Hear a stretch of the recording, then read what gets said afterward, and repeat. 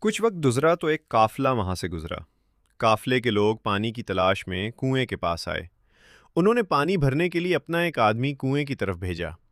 جب اس آدمی نے اپنا ڈول کنویں میں ڈالا تو حضرت یوسف علیہ السلام بھی اس کے ساتھ باہر آ گئے۔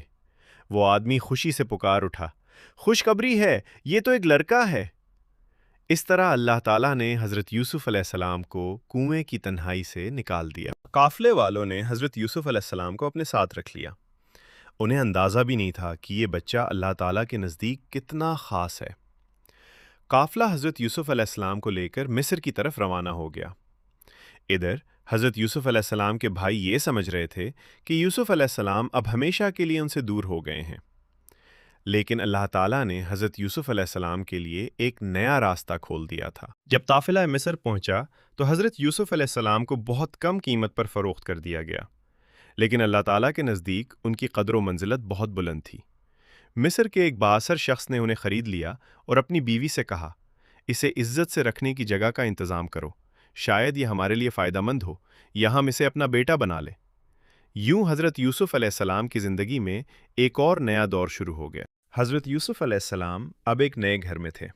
جو بچہ کل تک ایک اندھیرے کنویں میں تھا، اللہ تعالیٰ نے اسے مصر کی سرزمین تک پہنچا دیا تھا۔ اللہ تعالیٰ نے حضرت یوسف علیہ السلام کو علم اور حکمت عطا فرمائی۔ اللہ اپنے فیصلے ضرور پورے کرتا ہے، لیکن اکثر انسان کو ان فیصلوں کی حکمت بہت بعد میں سمجھ آتی ہے۔